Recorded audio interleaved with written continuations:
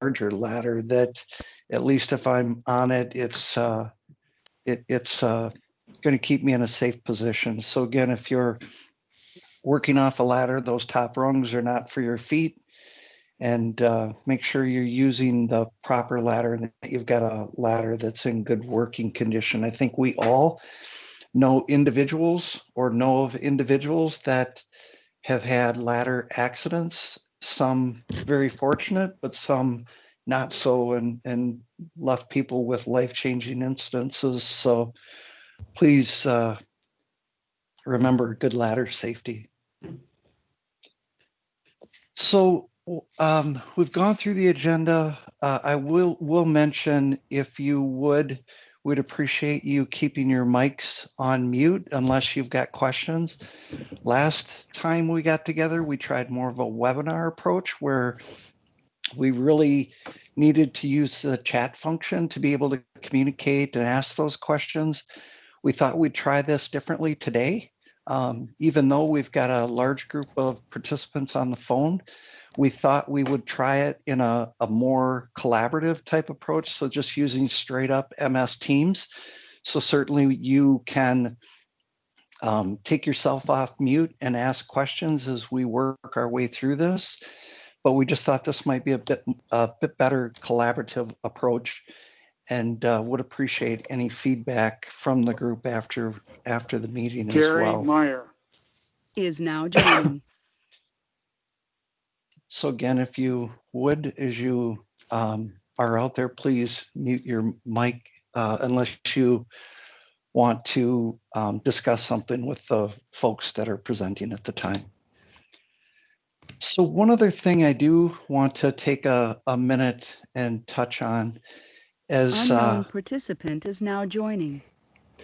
Sorry, I'll figure out if I can turn that off. That's okay. I'm sure that chirping in will start to slow down here shortly. But some of you may know, some of you may not know, but I don't know if Vern Peterson is on. I thought I saw his name pop up there.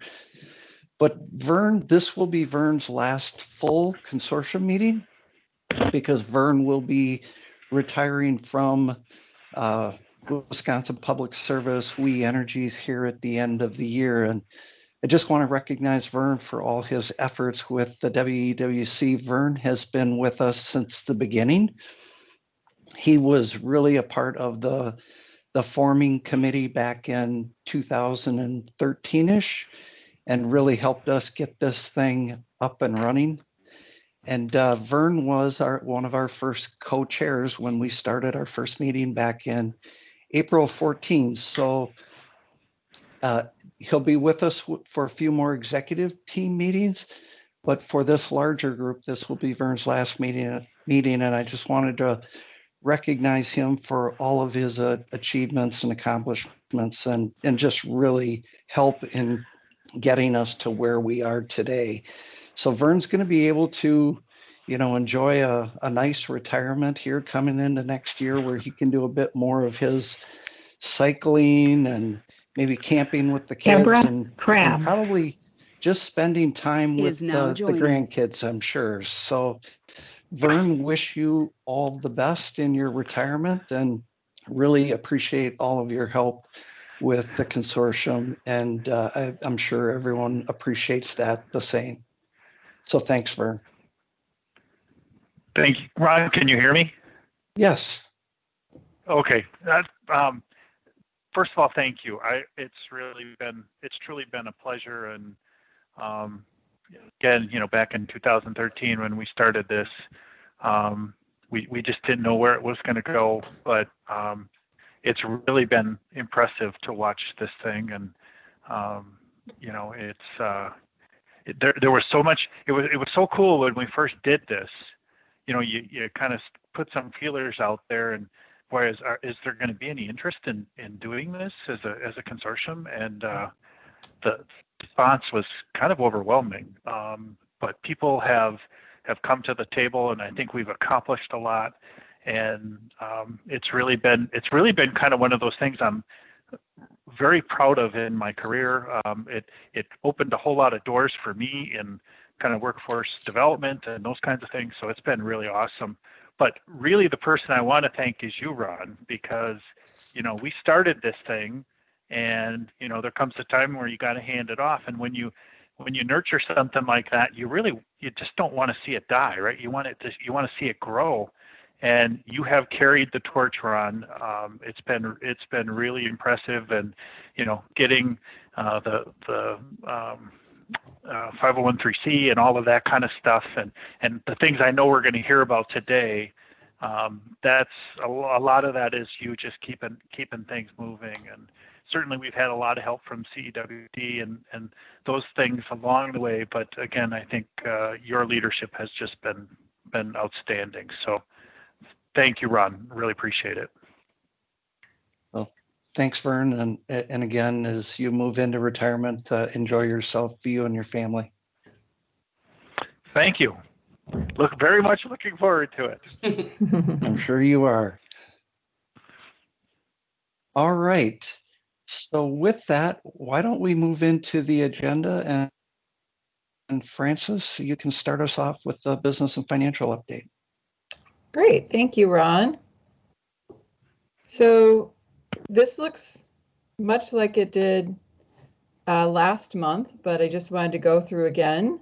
Our due cycle for WEWC is in December of the year. So we went with billing last December 2019.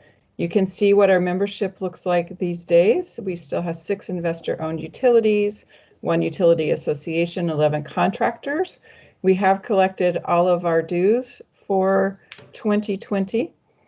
And just as an FYI for all, it is very close to October, which means December is closer than one might think, and the billing cycle will start up. We will get those dues invoices out in early December. The budget, we can see we collected $56,500 in those dues. The net income for the year is $39,000, and our balance sheet and operating income is $60,650. We currently have 104 individuals on our membership rolls associated with all of the members. We have more than that on our email list because we do have a number of people associated primarily with the tech schools and some, for example, DPI, some of the state agencies that are honorary guests that receive our updates and attend the consortium. So our total roster, when I do emails or newsletters, is approaching, I think, 120 in that range. So we have a number of other people who join us, which is nice. Other than that, we are happy to help. I know some of the things that I anticipate working on in the next month or so is working, and we'll hear about this later. But continuing to try to do some updates on the website so that we can improve and continue to have more robust communication to the membership through the website. So more to come on that later in the meeting. So with that, that is my update, unless there are any questions. Any questions for Francis?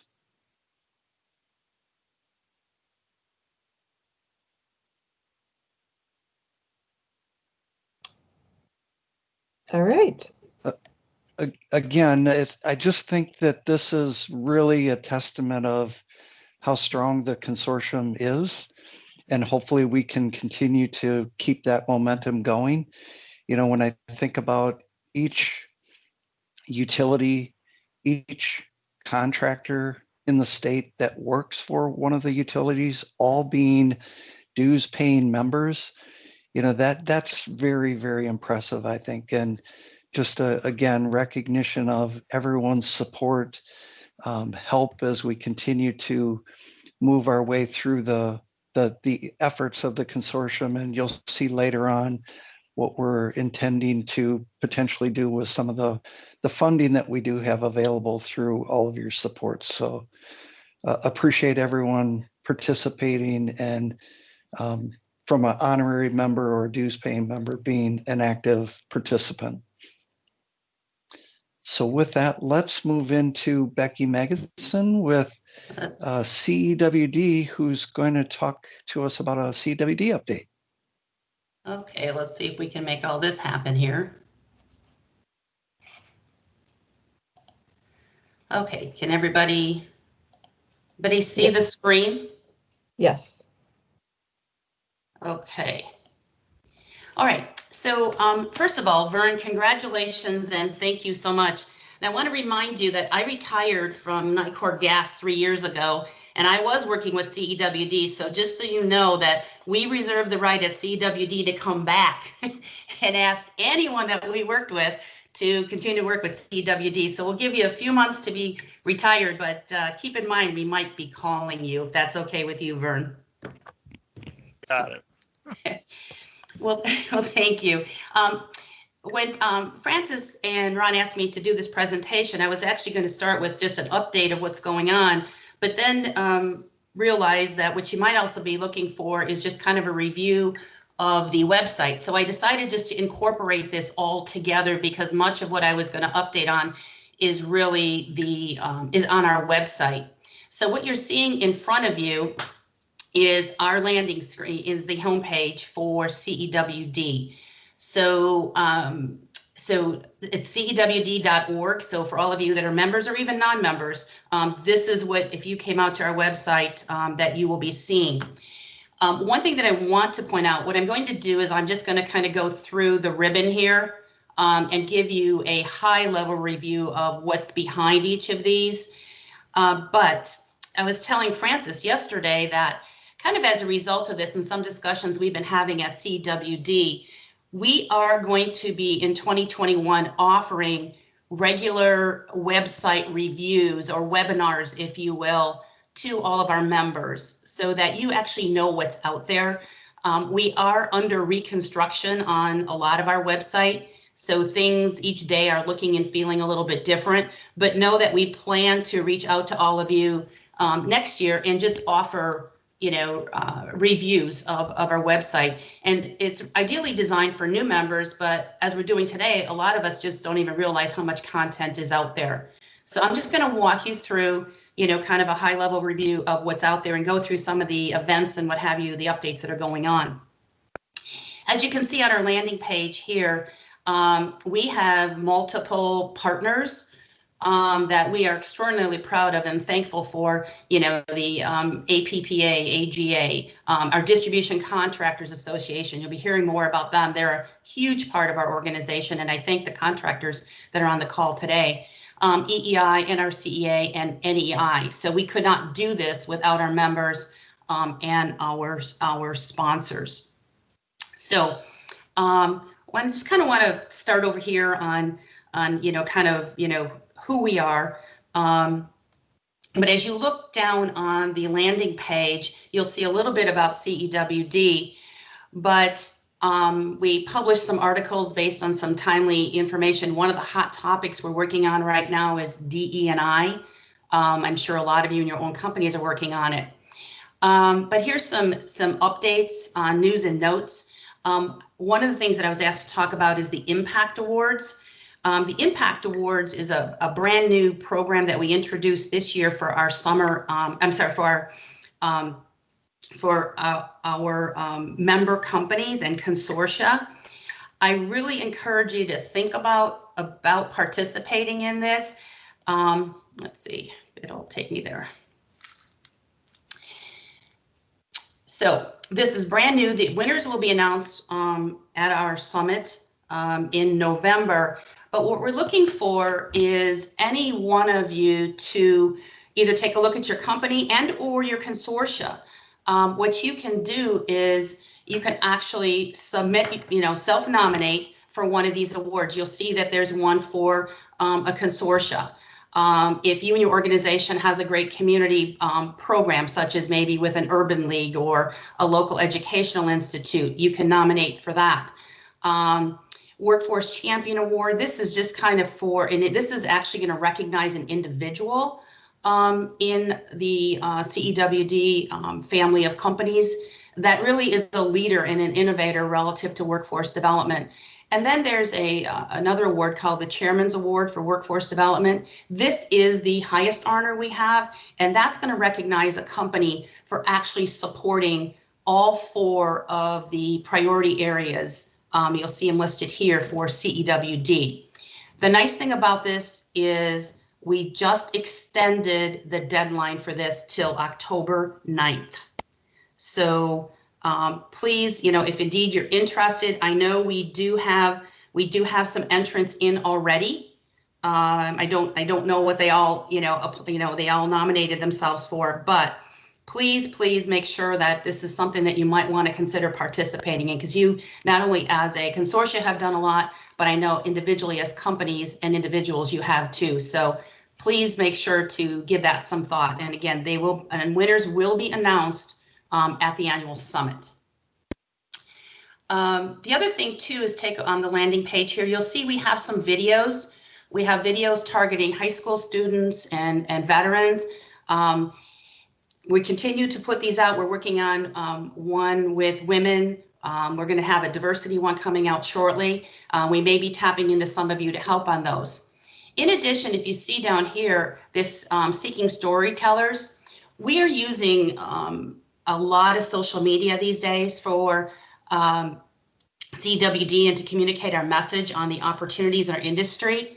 If you have either some tape, some footage, some pictures, some stories that you would like to share, CWD is very willing to put them out on all of our social media sites. So all you have to do is get them to me or get them to Missy, our executive director, and we can make sure that those all happen. So any questions? This is just that's just the home page. Okay, so let's go into the about. So this is where you really find out a little bit about who we are. This is where our newsletters are published. So the newsletter for this quarter is just about ready to come out.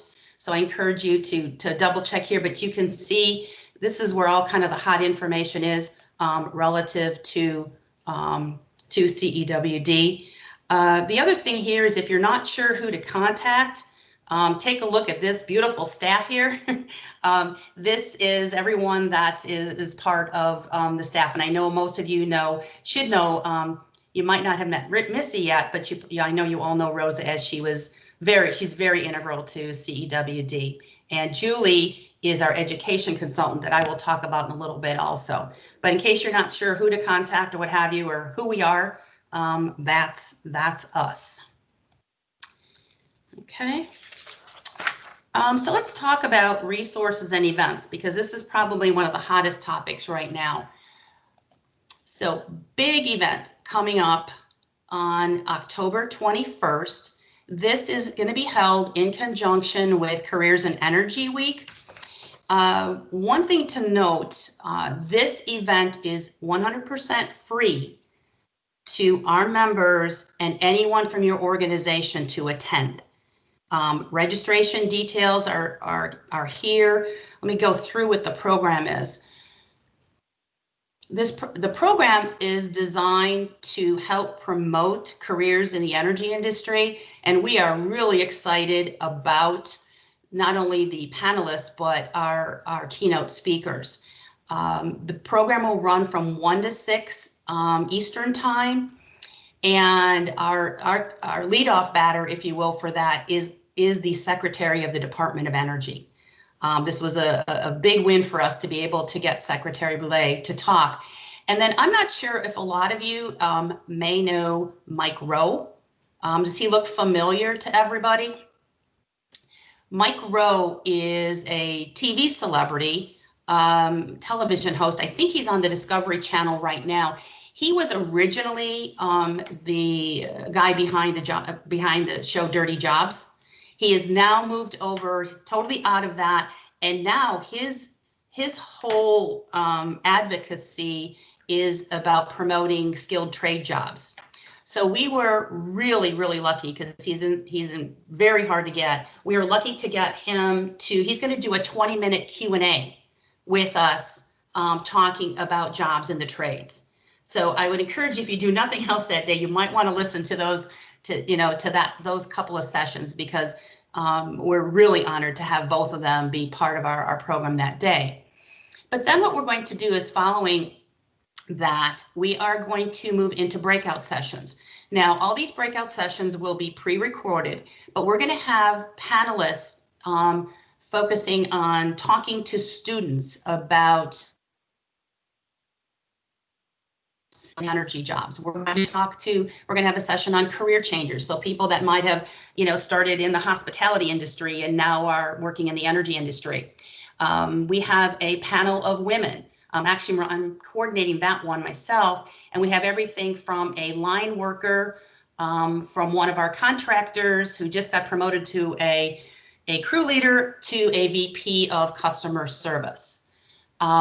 We also have a diversity panel that's going to be talking about diversity in the energy industry. Big session with the veterans. I think we probably have over 300 veterans already signed up to attend this. And these are veterans that are job seeking. They are looking for jobs right now. In addition, we have a session on the LGBTQ community. And then we're really excited about this too. We've got our union leaders presenting also about jobs in the industry. So I'd encourage you to go out and register for the event. Anyone from your company, as long as you're a member, can participate in this. We have messages out to educators. We've got some of our educator partners that are actually going to offer the session in their classroom. So we have students out there, we have veterans, you name it. If anybody that's looking to be, looking for a job in the industry, they can participate. So it's all about creating awareness. We have, like I said, over 300 people are already signed up to be part of the program. We have sponsorships are available until October 9th. We have both consortiums, individual companies, and we do have a lot of our contractors. We have a lot of associations or organizations, ABE, Women in Energy, wanting to participate. So this is a brand new event for us. It's virtual. I will tell you, if you've never done one of these, we are learning every single minute of the day on how to create one of these. I see Ron smiling. These are very, very challenging programs to run virtually, but I'm telling you, we're going to pull this one off. So any questions about that? Okay. So also coming up, I'll move to, and this is again, I'm in resources and events, is our Workforce Summit. Now the summit will once again also be held virtually, and that's November 17th through the 19th. This program, the nice thing about this program too is for our contractors, it's also being done in conjunction with the Distribution Contractors Association annual meeting too. So there will be programs for both DCA and also the CEWD members. The nice thing with this one, because it's all virtual, the attendance fee for this is $200. It's half of what it would have been had we had it in Washington, D.C. Plus, remember, there's no airline travel, there's no hotel costs, what have you. So please, if you've got other people in your organization that might be interested in attending, that would also be a great opportunity. Sponsorships are available. We're still working on finalizing panelists and sessions, but we will have sessions focused on workforce development, diversity, training, workforce planning. I think those are kind of the big veterans. Those are kind of the big ones right now. Okay, you'll see here's the key areas of that. Okay, I think we have right now probably 100 people registered for the event that we saw this week. Okay. So those are, and you'll see the other things that are in here. We had some information on the summer series. One other thing in resources and events I'll point out is we tape every once in a while podcasts on different subject matters and timely topics. These are available on demand. So if you want to go out and capture those, show them to a teammate or what have you, that's great. You can use them for a staff meeting. So let's talk about membership. On membership, you know, this is open to, you can see all the different types of organizations that we have there, you know, our utility companies, energy, regional and local energy associations, our contractors. We have our educational partners, and then also we have our workforce systems that can also be part of that. Let me show you on membership benefits. This is just kind of a review of the benefits that you get as a member. Access to a consultant, which we're doing right now. We have our survey, our CW workforce survey demand reports. We have customizable collateral. You have access to, you can put your job postings out on CWD's website. We also prepare toolkits. We have toolkits in multiple areas, everything from workforce planning to DE&I, of which I'll show a little bit of that in a second. Okay. Let's see. Members. Let's go down here to members. This is where you can actually find out who literally are our members. So you just, you know, click on the members and you will literally see the companies and organizations that are part of our organization. You'll see the workforce system, government agencies that are members, and you'll also see the listing of all of our educational members. So if you know, you take a look at this, and especially on the education side, if you have new and different partners, please let us know so we can keep that updated. Okay. I'm gonna move over here to educate. Just a quick question on Sure. Are there still NEEN members, or how does that work now? Yes, there are NEEN members. A NEEN member is an education partner that you actually, as a member company, sponsor a program with. So in order to become a NEEN member, they have to be sponsored by you and affiliated with a specific program or curriculum that you are partnering on with them. There is, I'll show you on here, on the members only site, when we get to that, there's a listing of all the NEEN members. Does that help, Ron? It does, thank you. Okay. All right, so let's go to educators. Now, this would be, this whole category, one of the things I would recommend at some point, Ron and Francis, if you're interested, we have a member of our staff, Julie Stremko, who is our liaison with all of our educators, and she's our educational expert.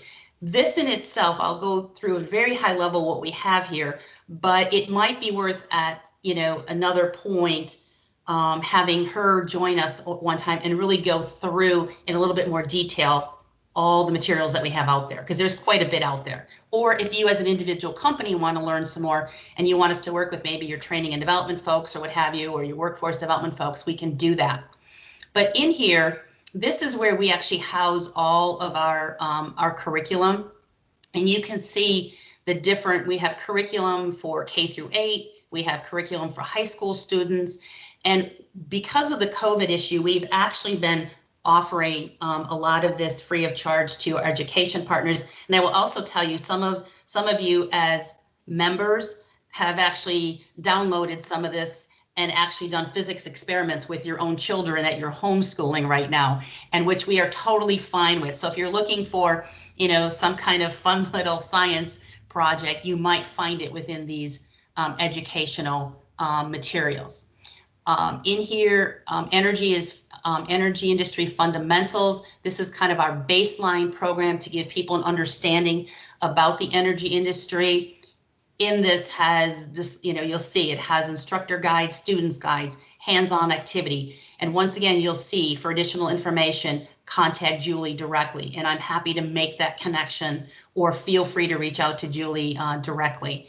And Ron, in answer to your question, there is, once again, Julie is our contact on this, but here is, let's see if it's going to go out there or not. So in here, what you would do is you would just simply enter your address or your zip code, what have you, and it'll show you who our NEEN partners are. So it's interactive map there. Okay. All right, state consortia. So this is for all of our consortia members. And what's nice here is you can literally click on the state. So I'm going to click on Wisconsin, and we'll show you this. This is actually a page that you can, through me, keep updated. And if you go out to see Wisconsin, here's the list of activities that you show that you have been up to in the Wisconsin area, the Wisconsin Consortia. This can be updated at any time, and I think, possibly we might want to take a deep dive in this because some of this information is more dated. But any of the consortias have the ability, to go in there. In addition, in this section, hang on, we have who are the contacts for it. So I'll scroll all the way down. You'll see by state which states actually have consortias. And then when we come down to Wisconsin, it's here. We have Ron and BJ listed as the contacts for it. Okay. All right, then this section this is a members only section. And I'm going to give a real high level review of this because I need to be a little careful because of it is members only. Now, to get into this section, I've got mine automatically set up. You have to have a password, and you have to have a login and a password.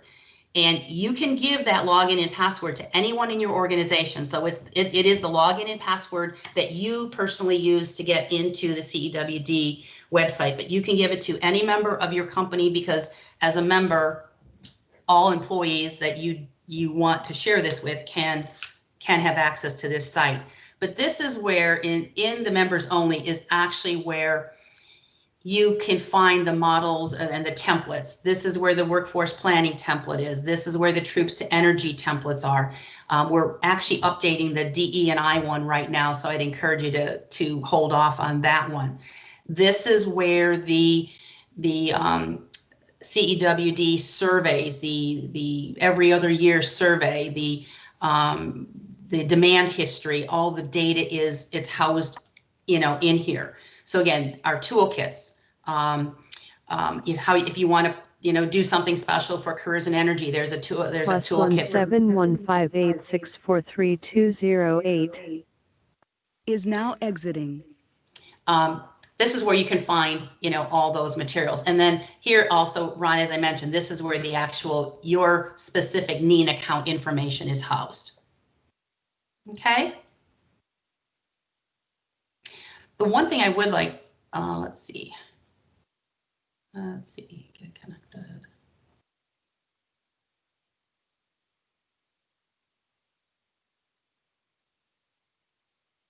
Okay, here. In this section, I would like to show you this. This is just another important piece of what we have to offer is there are what we call communities of practices. There's a practice for there's a committee that meets that is made up of all of our contractors and those that have interest in contractor partnerships, our Educate Energy Industry Fundamentals group. I actually run the technical training committee. We have a workforce analytics committee that I also run. Rosa runs the Troop to Energies committee. These are all committees that you really should consider taking a look at and having people that have these specific responsibilities in your organization, have them join these groups, because this is where the networking and this is where the best practices are talked about, and this is where the real sharing comes in. Okay, so I'm cognizant of time here, so I'm going to go back out of here, and then let's see, out of here, and then the last of the items on the ribbon is really our Get Into Energy site, and this is kind of all things about careers in energy. And I will tell you, this is the site that's really under reconstruction right now. what we're working on right now is having flyers available that, for youth, for women, what have you, engineers, military, that you can actually just take and download and customize yourself. But all the work has been done, all the templates have been created, and you can just actually take it and put your logo on it and use it on your own social media for your own individual organization. But right now we're featuring Energy Careers 2020, but this part of the website is under reconstruction at this point. So with that, I'm sorry, it's a kind of a really quick review of the website, but I'm also conscious of time here. Are there any questions or anything that I didn't cover that you have a question on?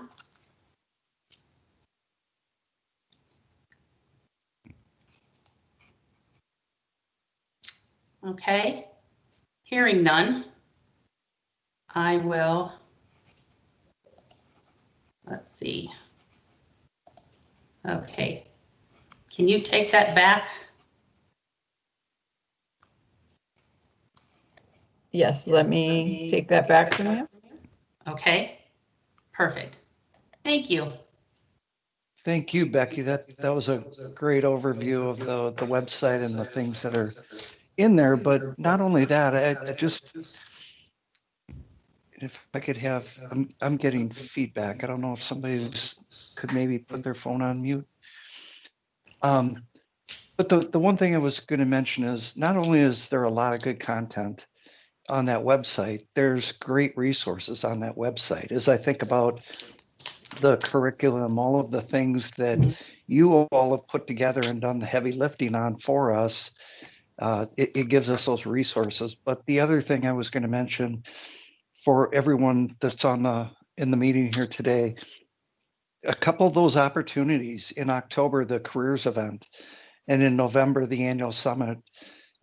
I know some of us have been able to attend the Midwestern Summit and the annual summit in the past. Those are really, really good events. And here's probably an ultimate opportunity in not having to travel to do that, to participate. So if anyone's thinking about it, I would highly encourage participation. And again, a great opportunity to do it via a virtual session and be able to do it from your home location or office. So think about that and consider that. So thank you again, Becky. And before moving on then, any last questions possibly for Becky? All right, hearing none, let's move on to the team updates. And the, excuse me, the one thing I will mention for each of the team updates, and we've talked about these in the past a bit, but if there are things that you are seeing with any of the specific teams and you may not be a part of that team, please let Francis or I know, and we can connect you with these teams, because we're always looking for active participation. And we're really trying to make sure that what we're working on is what you all want us to work on.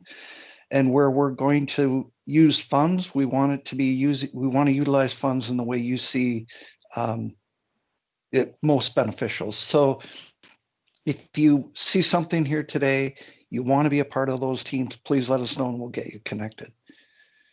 And with that, I'm going to turn it over to Troy Schneider and Miles Shaw, both from Michaels Corp, who are going to talk about where the Grow team is at with our trailer concept. So Troy, you can take it away. Can you hear me? Yes. Miles, are you there? Yeah, I'm here.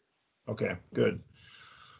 Thanks, Ron. Appreciate it. Vern, if you're still on, appreciate everything you've done. I know we've got to know each other over the course of time here and have had a lot of fun together. So appreciate everything you've done and good luck in your retirement. And I'm sure you'll definitely enjoy it. Maybe we'll see you at some Brewer games someday.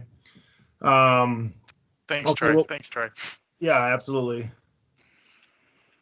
So what we're going to talk about here today is kind of give an update on the Grow team and something that we're going to be actually spending some dollars on through our WEWC. And we just kind of want to give an update Nothing is necessarily completely finalized yet, but we're working through some of these things. If you want to go back to that first slide, just real quick. So on the call with me is first of all, I'm Troy Schneider with Michaels. On the call with me is Miles Shaw with Michaels as well. He's kind of been designated as kind of the project manager, I would say, for this project. He's gonna take this from start to finish and work with a team of people to not only organize this and plan this and do the purchase of the trailer and get everything set up. He's just going to run with it and make sure we have someone dedicated to it to ensure that we get this thing complete in a timely manner. I think our goal would hopefully be to have something ready by next spring at some time. We'll see if that all works out with everything that's going on right now. Some things are hard to come by, and there's some things we need to work through yet. But if you want to go to the next slide. Miles, do you want to introduce yourself in any other way? I'm fine, Troy. Just glad to be here. I've spent some time with career days and promoting the trade I was in for 25 years, which was journeyman lineman. So glad to help and help expose careers in the energy field to anybody that's interested in hearing it. So I guess as a grow team, we decided to move forward with this project, and the project really is to if you can look at the screen here, promote careers in gas and electric utility construction, utilizing mobile displays that promote the trades through visual and hands-on demonstration. So ultimately, as a team, we've decided that a trailer for displays that any one of the members can grab at any point in time would be a good way to demonstrate the different opportunities or careers within our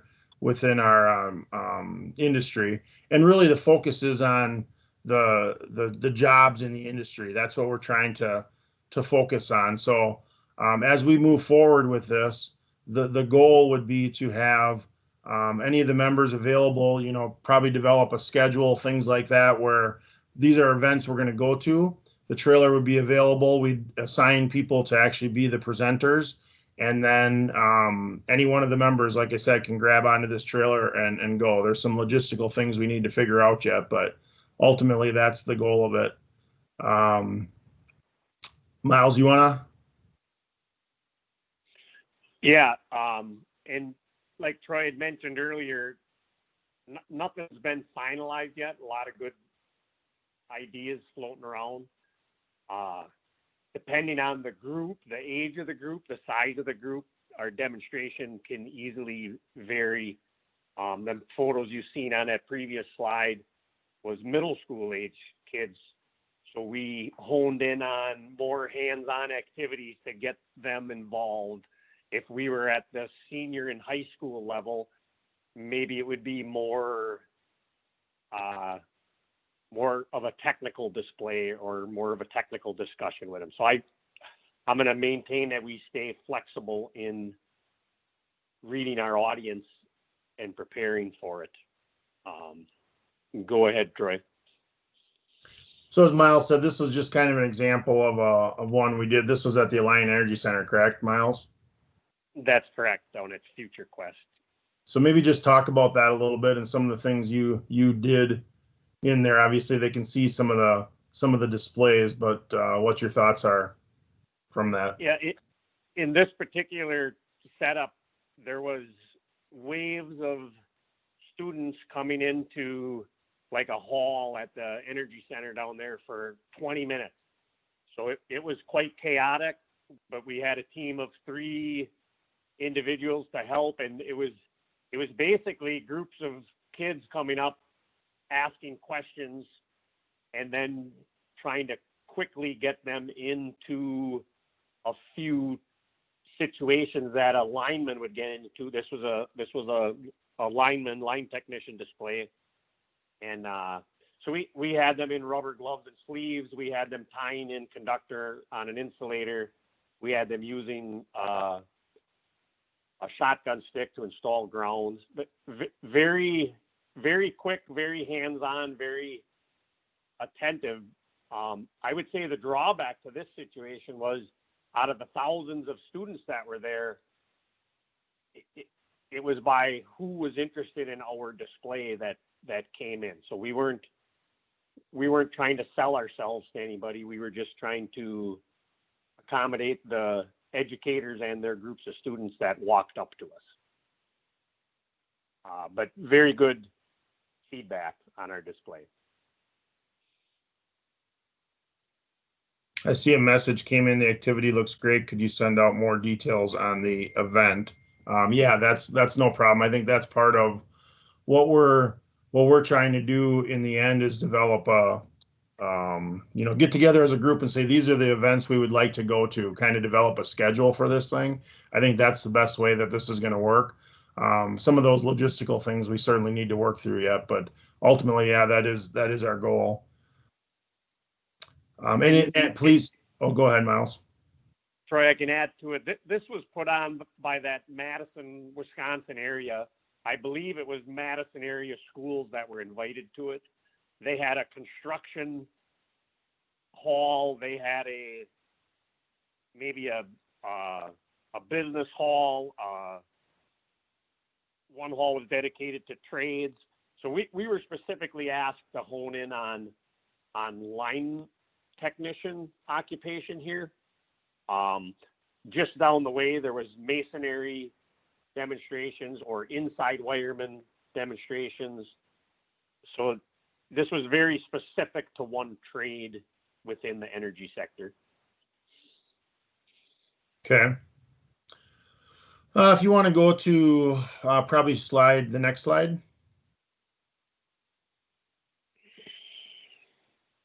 The next one yet? The items required. There we go. So we'll kind of talk about the trailer a little bit and kind of give you at least our vision at this point. And like we said, it's maybe not exactly what we're going to do yet, but the thought process is ultimately to have an enclosed trailer. We'll talk about some of that a little bit more as we get into this. There would be a gas demonstration and a line demonstration. We have a team of people that from various utilities and tech schools and things like that are going to develop this the demonstrations for inside the trailer. And the vision is that these demonstrations would be mobile, so you could roll them in and out of the trailer. At the same time, this trailer would have the capability, there probably is going to be, if we have electric available, then we would have the availability to plug in, but otherwise there'd be a generator available, a compressor available to do, gas fusions or pressure things, whatever we need to do. We would be able to operate that directly from the trailer, or if we had plugins, we could utilize that as well. But it's not finalized what it's going to look like, but they're going to be mobile, so you'd be able to roll them out. If you don't have the trailer next to your display or what you're doing, you'd have the ability just to roll that out there. Or if the trailer is right next to it, we'd probably set up the gas on one side of the trailer and the electric on the other side of the trailer. There's been some questions about, do we want to add additional information in about additional careers, whether it's wind, solar, things like that. So it's not finalized yet, but this is kind of the direction we're going right now. And there can be more things added to it as we continue forward. But there's going to also be some videos that are playing.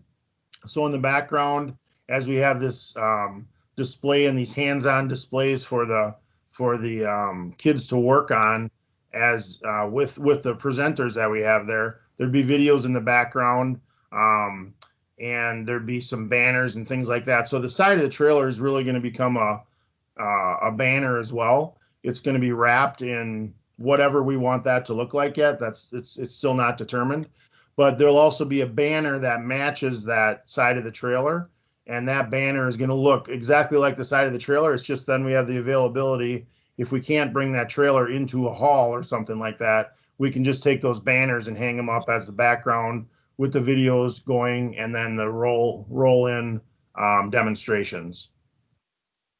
So if you got anything to add to that slide, Miles? No, just maybe I guess just a little emphasis on that professional video. That would probably be key, because we can't hit all the displays in the energy sector, all the occupations, but we want to focus on a couple of them. We want to be able to talk about all of them, maybe have a one-page card to send with the educators that accompanied their students. Maybe a few students would want that card that could really focus on available careers within that energy sector. Okay. And I think there'll be some CWD, videos, information that we might be able to utilize as well. Absolutely, Ron. There you and the flyers, what have you, and I can work offline with you guys if you want. Okay, appreciate that. This is Miles here again, and that's a good idea. I had that jotted down here and forgot to mention that. I mean, I just learned about your CEWD website this morning. Thank you very much. But that would be a perfect thing for us to also promote to those educators that bring students to this event. And then we still are going to rely on them educators to promote after they leave. Yeah, and I think what we could do is get Julie involved with you too, just to like maximize whatever we have. And so don't reinvent the wheel if we've got it. Understood. Yep, agreed. Okay, you want to go to the next slide? Miles, you want to talk about the trailer? Sure. So we had a meeting yesterday, our growth team did, and so this is just a basic image of what we're trying to encompass. Both sides of the trailer would obviously look the same for good advertising going down the road. We're just going to expose images of the utility workforce. First things that come to mind once again are that gas technician and the line technician trade. Mind you, you need gas technicians to support that natural gas generation station, which supports producing electricity. You need line technicians to support the collection grid of a solar farm, of a wind farm. But we want to be able to also talk all of that. And if being a gas technician or a line technician isn't for an individual, well, maybe hooking up the solar farm or installing the solar farm or operating a crane, building a wind farm is the occupation they would go into. We just want to be able to expose all of it in conversation. We do need, Troy, unless you want to touch on this, we do need some questions answered. Ron did a good job of informing us how we're looking on ownership and insurance information. We're working through that. If anyone has anything to add to that. Yeah, I think this some of this gets back to the logistics that we have to figure out yet. Where's this going to be stored? Who's going to do maintenance? How are we going to maintain a schedule for where this is going to be or be available to pick up? All that kind of stuff. I mean, those are things that we continue to have to work on yet. And I know that some of the things were answered yesterday. We had these on the slides already. So we do have some ideas towards that, but there's just some things we need to finalize yet and understand how we're going to move forward with them. But ultimately, we're looking at approximately an 8-foot by 20-foot trailer, something that can be hauled with a half-ton pickup truck. So you don't have to have a CDL or anything like that. We're looking at, trying to make this available for any of our members without having to have any special CDL or anything like that. You can move to the next slide. Or was there a question? Oh, or Miles, maybe you were going to say something. No, I'm good here. Okay. I'll talk about the gas demonstration a little bit. This is just the thought from our team right now as to some of the things we may be looking at. Some of it is dependent on the size of a generator you can use or you would need, or the compressor, things like that. So obviously we don't want to get too big with anything, but we're looking at potentially doing like a butt fusion, which we would need some of that equipment for, possibly a gas meter or gas meter display. And but ultimately they're hands-on activities, something that you can make interactive. If you saw that first slide, Miles was very interactive with the kids that were at that, and that really draws attention to it, I think. So we need to figure out a way to make it interactive, not just a presentation, because a presentation you lose their focus, I think, rather quickly, especially in the era that we're in now where everybody just stares at computer screens all day long. So I think ultimately the goal is to have it as interactive as possible. And like I said, none of this is finalized. A lot of the utilities that we work with and contractors and tech schools have versions of trailers already too. So there's a lot of good ideas out there, and how this can all fit into a rollaway model. That's really the goal of this, is to make it very movable when we get to a site. So it's not cumbersome, something that we can set up within 15 minutes. It doesn't take a half a day to set up. That's the goal of what we're trying to put together on both the gas and electric side. Any questions on the gas side?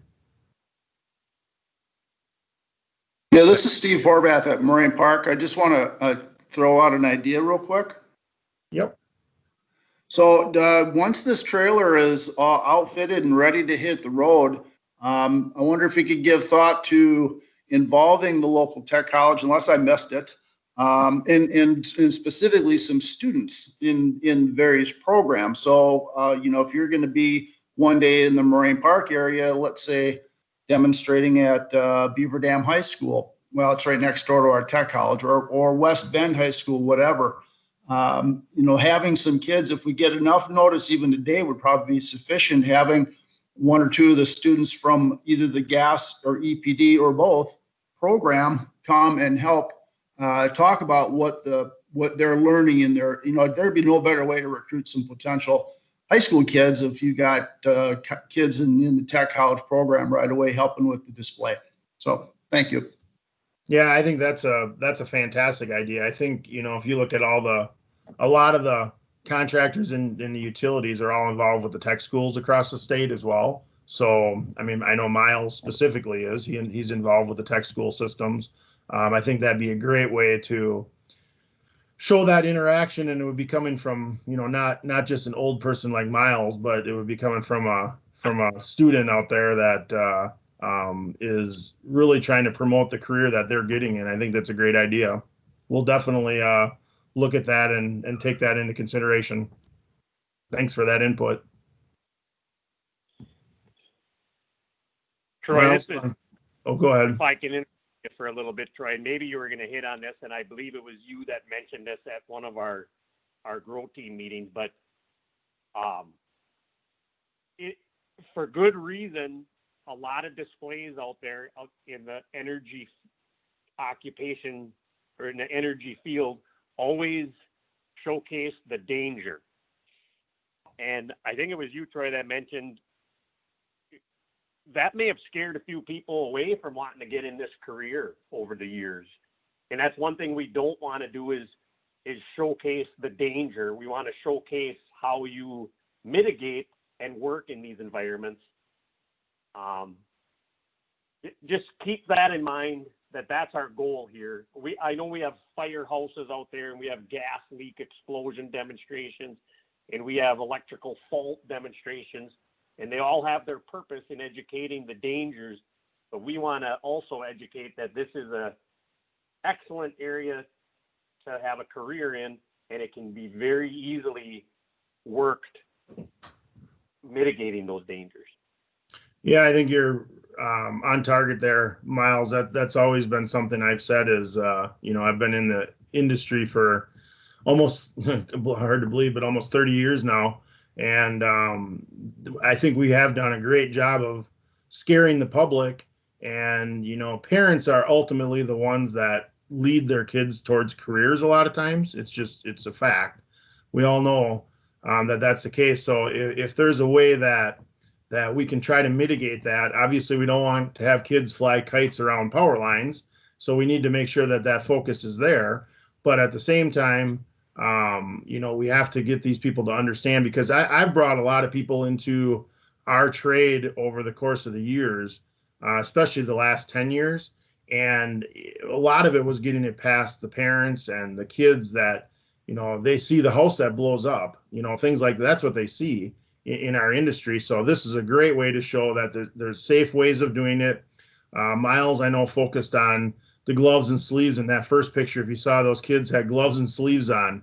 The kids don't understand that, but when they do and they realize that this is a safe way of doing it, that's going to be a focus of our of our demonstrations to try to quelch that fear a little bit. Okay, Miles, you want to talk about the electric demonstration maybe a little bit? I know we hit on some of these things already. Yeah, and this was just a slide that I found online, and back to that story, you see in this slide, you see an aluminum ladder up against the primary, and of course that's nothing anyone would want to get involved in. So our display is not going to have those dangers in it. We'll be able to talk the dangers if the questions come up, but like Troy said, the big thing is look, linemen can work this, they can touch this with the appropriate tools. The insulated live line tool that this particular guy has in his hands with his 20,000 volt rubber gloves and sleeves on. And our display that we've always gone around with, we had safety glasses on the students. We had a cut level glove on the students. That's something we'll keep in mind as we do hands-on demonstrations. I could see in the gas portion, just backing up a little bit in conversation, we'd be able to show how you could sniff out a gas leak before you go down in a trench, which that could go into the conversation of in any vault entry or manhole entry, you have to do an atmospheric test before you go in there. Plan on showcasing all of the professionalism of the tradesmen. Any questions on the electric side? Obviously, this is just kind of an open trailer. And Miles, you maybe want to talk about just the vision of that, these rollaway models, kind of the direction we're thinking right now, so people understand that, like this is all on a big trailer. You'd have to physically have that whole trailer there. But some of the direction we're potentially thinking for the actual models. So my vision right here is like this would be on maybe 3 different carts that you'd pin together once you removed them out of the trailer. So we'd be able to maybe energize this at 12 volt DC, which is a safe voltage for students. Certain displays, maybe you could energize it at 120 volts, as long as you had the right people running the display. Have students maybe terminate cable in the secondary bushings of the transformer, maybe have them do some mechanical advantage to raise or lift a transformer. Of course, we wouldn't have a 400-pound transformer. We'd have something downscaled smaller, or at least lighter in weight. But to show mechanical advantage, to sag wire, mechanical dead-end shoes, just how much a line technician uses their hands and agility to do work. Climbing demonstration, that may go to a video instead of an actual climbing demonstration for obvious reasons, but not ruling that out yet either. Okay. Okay, thanks, Miles. You want to go to the next slide? We're coming to an end here. Like Miles said, we've said this a number of times already. We want to really focus on the benefits of the industry rather than the dangers of the industry, and you're going to see that, I think, in the wrap of the trailer, in the actual presentations, in the videos that we're going to be doing. Really talk about it's not a desk job. It's a great way to stay active and healthy. And we'll obviously talk about what a lot of the kids are concerned with is the wages and the benefits of of being able to work in the industry. And obviously that's a large part of it. So we want to incorporate all that into it. And then the job satisfaction part is obviously a big part of it too. We want to kind of build that all into it to just give them if we have them for 10 minutes, what can we do in 10 minutes to get them to buy into looking at our careers? That's ultimately the goal of what we're trying to do. Anything to add, Miles? Yeah, and I'll add to that 10-minute comment. I vision in this trailer somewhere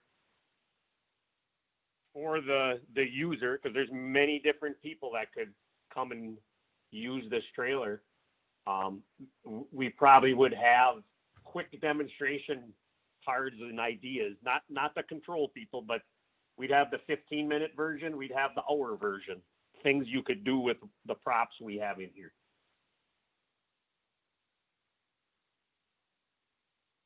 Okay. I guess the last slide is any questions?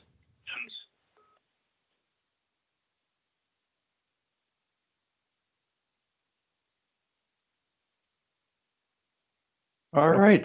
Thanks, Troy and Miles. That's a great overview of the trailer, and I think that's going to be a great resource for us, which ties together, I think, with all of our project teams, from outreach and how we connect individuals with our careers. And as I think about the Educate team and where we're trying to go with the Department of Public Instruction with career pathways and how this could be a resource to those schools that are part of that pathway program. So I think it's going to pay dividends for us. I think it's going to be a great resource. So appreciate that overview. Any last questions on that one before we move on? If not, Matt Flanagan, are you there? And could you give us an update on the outreach team?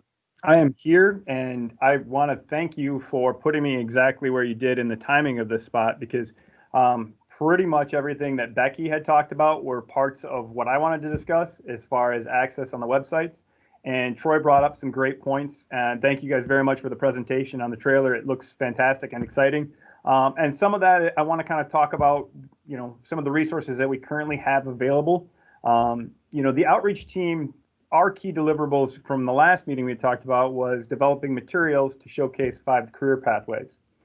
We talked about developing a video showcasing career pathways. Our group has worked on is leveraging the existing resources that are there. What we really found is we were looking to update our pathways as for materials, for a handout, for brochures. Really, CEWD has a fantastic lineup on the program. And I'll talk a little bit more about that in a second here. And we also wanted to talk about the development of a scholarship program, what that would mean. Next slide, please. As Becky covered it all, but I did have this made up before I knew what her presentation was. So thank you very much, Becky. But the CEWD, next slide, please. Oh, I'm sorry, go back one. I was looking at my wrong screen here. CEWD has existing materials.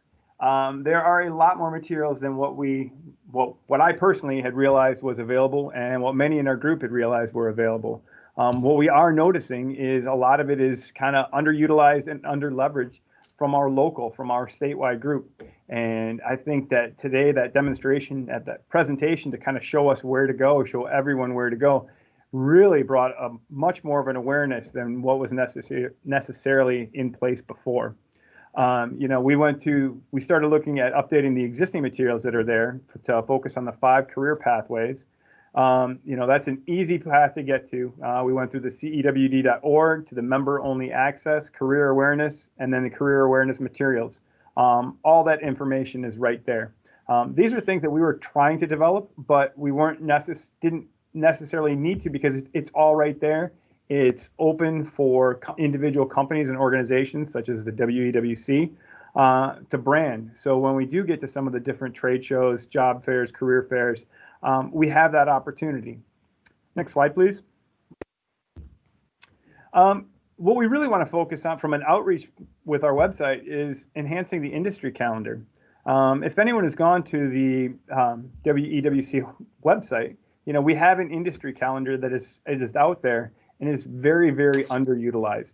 What we really want to start is have companies and institutions start posting more to it. Post career fairs, post job fairs, any open houses at the technical schools.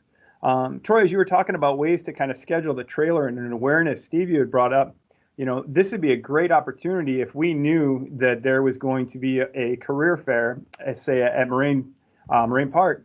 We would be able to identify, well, the trailer is going to be there. So we could actually reach out, have greater outreach just by using the industry calendar that any one of our members can see. It's a great opportunity that's there.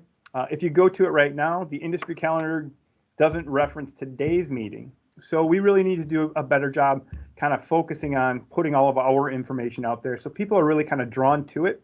If we have an accurate and a full calendar and we have those resources that are available there, we will get greater participation, or we would expect greater participation, and we want to make sure that it's accessible for all. Next slide, please. Another one of our deliverables was to develop a video showcasing career pathways. That's terrible English there. First steps have been identified, but due to the social distancing and travel restrictions at this time, we are going to be delayed. And even at that point, I think we need to readdress and investigate what other resources may be out there. Are there opportunities for WEWC represented groups to add to a video that may be already existing, or do we need to fully develop that ourselves? As an outreach group, we want to be able to get the most bang for our buck. If we already have the resources that are available through CEWD or other organizations, maybe it's just a matter of us getting our branding to it. But that's something that we'll be discussing as we can kind of get a little bit more further down the road in 2021. Next slide, please. We talked about a scholarship, and one of our executive committee meetings, we talked about the potential of a scholarship. And so we brought it to the outreach group, and over the course of the last couple of meetings we've had, we've decided we really do want to kind of reach out and fine-tune the requirements for what a scholarship program is. We'll be working with different organizations already. I want to thank Jennifer Buchanan, Faiza Strain, Leah Van Zyl. You guys have provided a lot of information to me for how WEC has started how their foundation supports a scholarship fund. I'll be reaching out to some others as well so we can identify that. What we're currently working to identify is what the foundational characteristics would be. Who are we going to support with the scholarship? Where are we looking to support those? What types of programs are we looking for?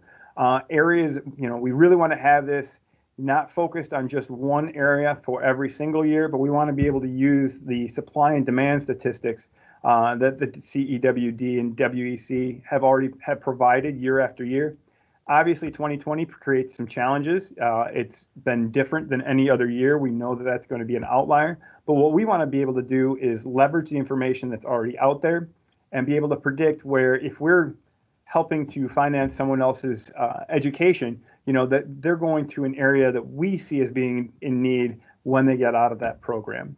So we're still kind of in the incipient stages of that, but that's where the outreach group has been working. Next slide, please. As far as questions, if others have interest, need, or kind of help guiding this, please reach out. As Ron kind of threw the plug out earlier, our groups are always looking for more input, more active members. And please reach out directly to me, mflanagan@mge.com, and I'd be happy to include you in our next meeting. Thank you. Thanks, Matt. Great overview. Any questions for Matt?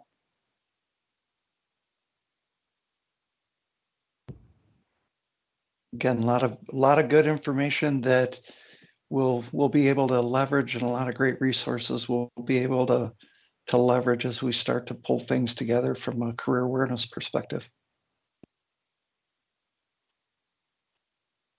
All right, if no other questions for Matt, let's move on to the Educate team. And I think Annette and Jennifer, you may be leading this discussion, and I know we've got some individuals from the Department of Public Instruction that are also going to be a part of this update. So feel free to take that away. Thanks, Ron. Francis, can you go to the next slide, please?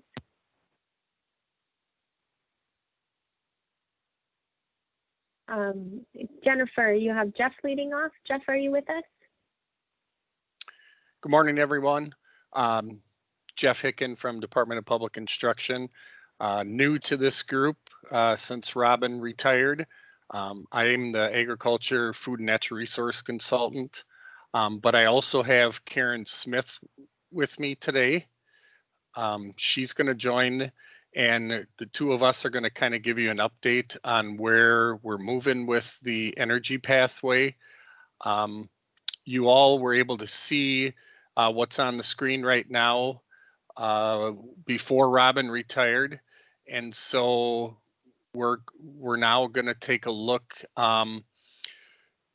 Being shorthanded at our agency right now, we're going to add this to our list of pathways, and Karen is going to kind of cover a little bit about how we move forward with this, and an ask or two of this group that we need to have before we can finalize this pathway. So Karen, are you on?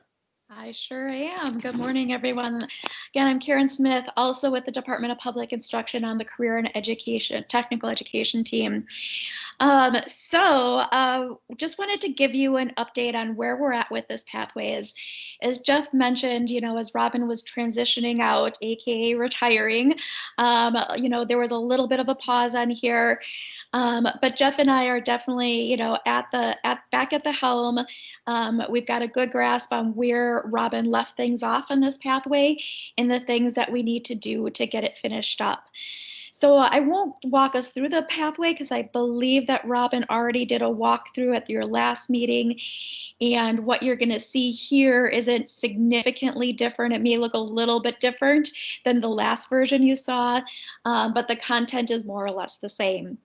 What I do want to highlight are what our next steps are. And so one of the first things we need to do, it looks like Robin was able to add in a lot of links on this pathway, but you'll notice that a few of these positions don't have links in them. And right now, I don't know if she shared this with you, if a student were to click on one of these jobs, it would take them to a program called My Next Move, which is produced by ONET. And it's a really student-friendly platform that allows students to learn a little bit more about what that job. So it gives a summary, it gives a link to a video, it talks about the knowledge, skills, and abilities that you would need if you wanted to go into that job. Also, the education level and the salary range. So we need to track down a few more of those links to make sure that they're all linked in there. If you can go to the second page and the next slide, I'm going to take you back and forth a little bit here. You'll also notice that for some of these industry recognized credentials, towards the bottom of the page, we need to add in links for those. So Jeff is going to be working on tracking that down for some of the technical certifications that you see on there. If anyone has a link that you can point us to the right direction, that would just help speed the process up. Otherwise, we'll be hunting those links down. We want to make sure that school districts have something they can easily click on and find out more about those certifications so they can evaluate if and how they can embed those into their pathway programs. So that's the first thing that we need to do to finish this up. The second thing is really just some formatting. It looks like Robin was working off a slightly older format of this pathway map. We've made just a couple minor updates over the summer, so I just need to do some formatting.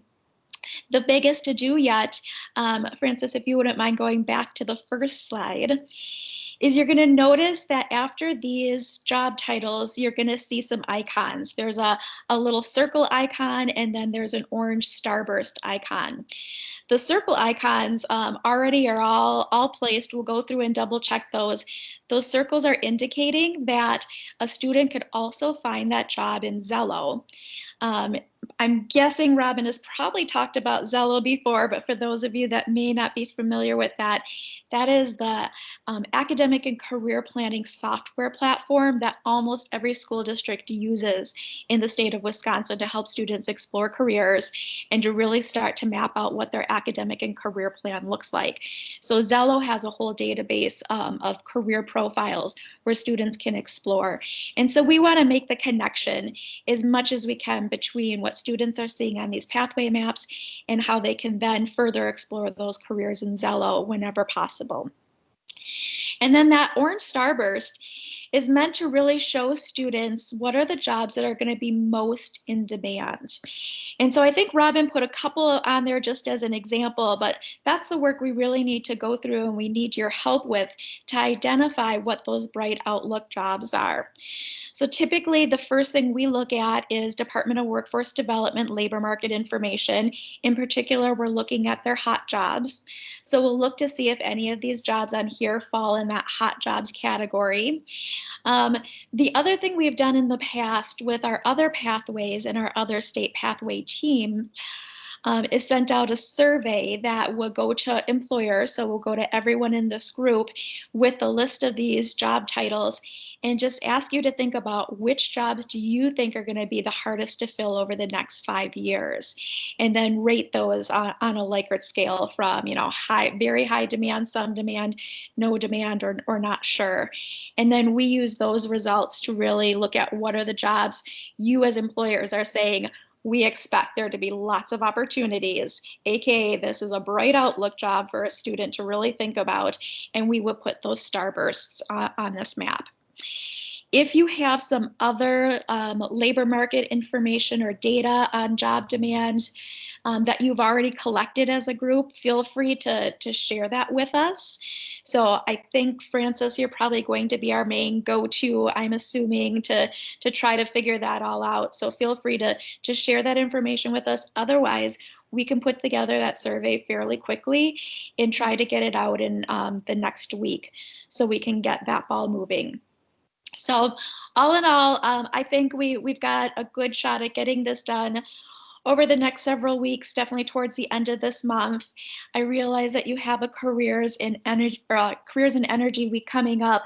So we could either provide a kind of coming soon notice to, you know, for you to utilize with educators to let them know that this is going to be published soon.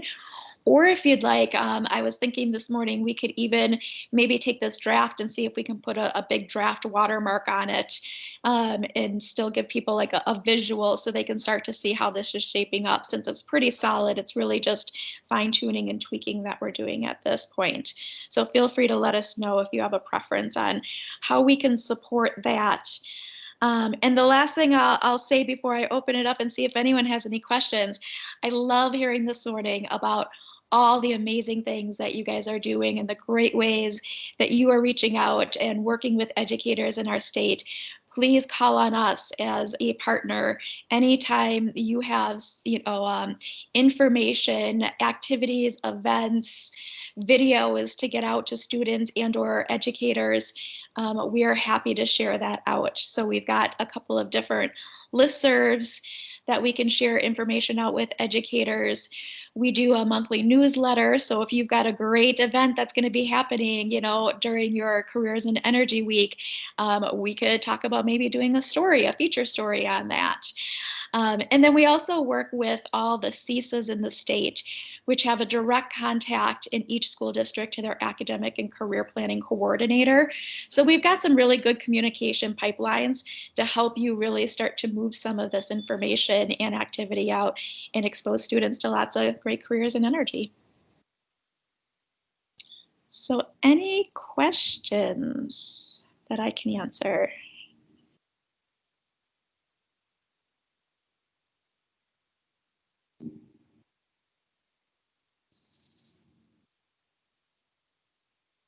This is Annette. Thank you so much for that update. We are excited about the career path and getting this completed, and think it's going to be a great resource for educators and students as we move forward, since it's something new for the energy industry. Thank you so much. You are welcome. We're excited about it too. Oh, well, that's a great segue. That leads me up. So, hi, everybody. It's Annette Kreutz. I am from WEC Energy Group and wanted to talk. The last time we were together, we had some technical difficulties, so we weren't able to share all of the educate resources and things. So thank you to the group DPI that just went. If you want to move forward on the slide. Annette, can I just interrupt 1 minute? We did, I think Sure. there was a little delay. There was in the chat a question about back to the career pathway, the approval process, and then district adoption. Yeah, So I Karen, just saw that pop up too. Okay, No great. problem. Thank you. Thanks, Francis. So here's what happens once we get this published. We will share this with each region. So we've been working very closely with not only our CESAs, which provide support and professional development to our school districts, but also our regional economic development partners. And so they have been spending the past couple of months really creating the infrastructure in each region to start to roll these pathways out. And so we would share this with the region to say, all right, here's a pathway that your region could look at adopting. And they would take what we showed you in that map and gather together employers in that particular region and really look at if there's any tweaks or things that they need to customize for the region. We know that Wisconsin's a large state, and so sometimes what a pathway looks like, in Southeast Wisconsin is a little bit different than what the needs are in Northwest Wisconsin. So we give them a chance to customize it so it makes sense for their region. And so once that happens, then that region can roll that pathway out to school districts. So school districts can say, okay, is this a pathway we want to offer in our school? And if so, then they get to customize that pathway even further and show, all right, here are the courses, the sequence of courses that a student would take for this pathway. Here's how they would get work-based learning experience. Here's the industry recognized certification that we offer in the school district. Here's the dual enrollment opportunities. And so that's where it becomes what we call a ready-made academic and career plan for this industry, because now that school district has a map that's been vetted by all of you employers and employers in the region. It connects them with all the post-secondary education and training programs in the region, as well as registered apprenticeships, and they can give that to students. So if a student is interested in this pathway, they know exactly what they can be doing in high school to get a head start and what the post-secondary options are after they graduate from high school. So all that to say, that does take a little bit of time, right? So over this year, the regions are really going to be working on deciding what pathways that they're going to be working on first this year and developing those pathways. And then next year, they'll probably look at adding on more pathways. And then it eventually, probably late winter, early spring is when those regions would start to roll these pathways out to school districts.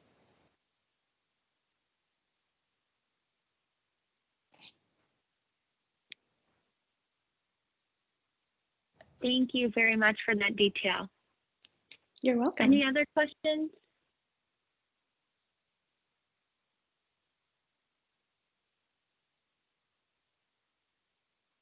I think that was it. So, yep. Wonderful. Thanks, Francis, for catching that. Appreciate it. So I'll talk through resources. Matt did such a nice job talking about the outreach, and we know that the education and the outreach group go so hand in hand. It's just different groups getting in front of them before career, and then obviously engaging while they're career eligible. So what we had talked about last time, and I don't believe we got to share it, but someone can keep me honest if I'm wrong, was that our group had been working on a banner that schools can use to hang up in their hallways. Ideally, a time frame would be, during October for Careers in Energy Week. With the unique world that we're living in right now and many students being virtual versus in the classroom, I think we need to change our direction a little bit on how we release this to the school, and we can talk a little bit more about that. But this is what the banner looks like that we finalized on. And as you can see, it's got some images that give a little flavor in the different areas. of energy. It's got some great words that we think about when you think about careers in energy, and how we're very focused on safety, reliability, teamwork, customer service, all of that. It brings everything together from get into energy, as well as, you know, those keywords and things. The QR code on the left-hand side, you know, if it's on a big banner, a student can take their phone, put the camera on it, and it'll actually, if they click on it, it'll take them to our careers, our website, so the WEWC website. So great way for them to get more information there, and it doesn't give them an address they have to try to write down or anything like that. So that would be the banner. Again, we are going to have to take a little bit different approach because of students being more virtual than in classrooms in many cases, but we'll have to talk about that as a group. We would be looking for dollars if we are able to provide some banners out to the schools. You know, we'd be looking for some dollars from the organization to be able to provide that. And then we will need to talk as well about, you know, how do we get those out to the schools? You know, it would be a significant cost if we sent them out to every one of our markets and all the schools in those markets. So, you know, we need to develop a strategy on where is the best place, or do we ask schools to, you know, we provide it if they're using the pathway, things like that. So we'll have to just talk a little bit more about how we get this out in front of people. But I welcome any thoughts and feedback on the banner. It would be a typical size banner if we went live. So it's like the 4 feet type banner that they could hang in a gym, hang in a hallway, somewhere that you'd have a high traffic area. So, can you go to the next slide, Francis? The other pieces that we've been working on is in conjunction with outreach. We want to make sure, obviously, that we have a consistent brand message. So that's why you're seeing the banner, the QR code, and everything on these templates.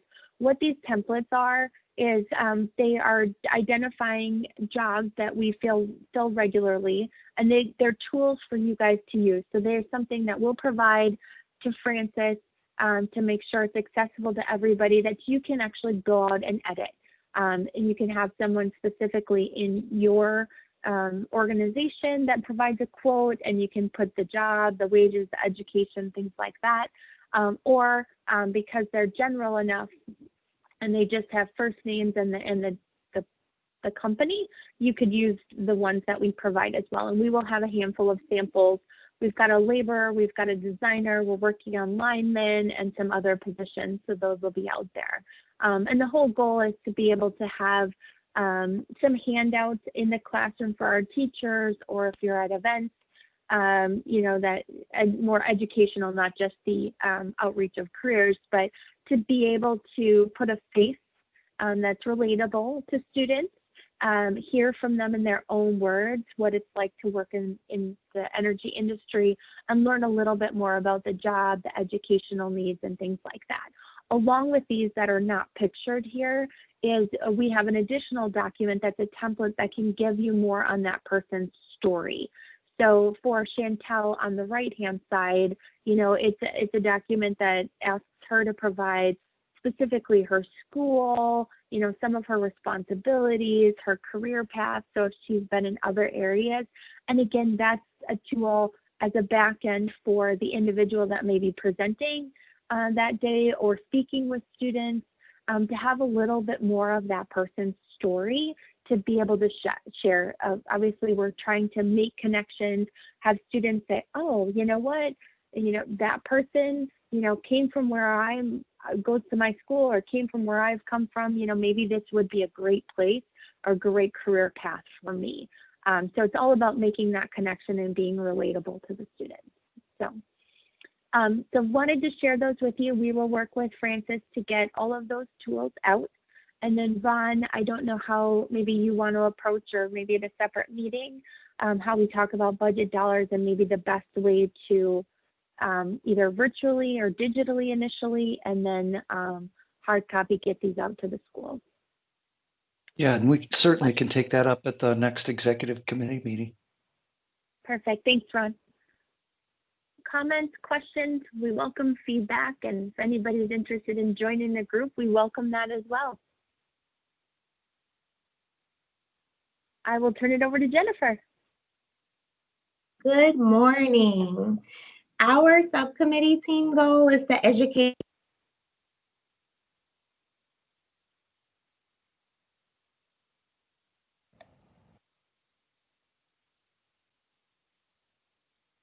Is Jennifer, Jennifer, I think we lost your you're frozen. audio. Yeah, unfortunately she was fine and then she froze on me.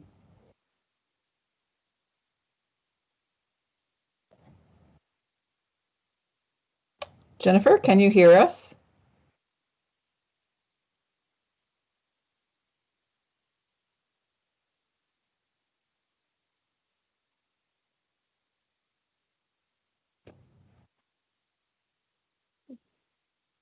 I'm IMing her on the other as well. I'm seeing she said she's frozen, so just give her a minute here. She's going to try to. Okay, thank you. No problem. Yeah. I believe it's on her end, so she's going to need to refresh. Yep, I gave her that message as well. I had a same issue earlier, so. Wow. Here, let me.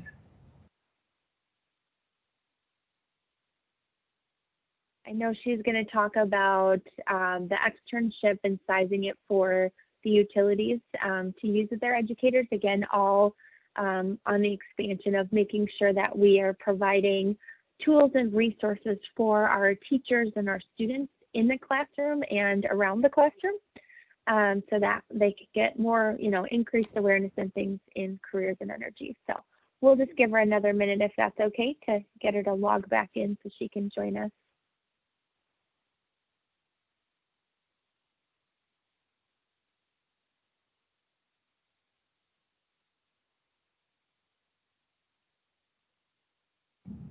Annette, would you want to start with her portion and then Jennifer can take it over once she gets back on?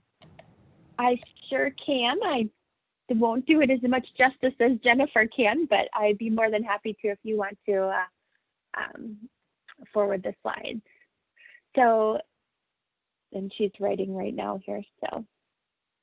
Yeah, she hasn't been able to rejoin, so I guess I'm. Yep, she said she's working on trying to get back in, so I'll jump in and share.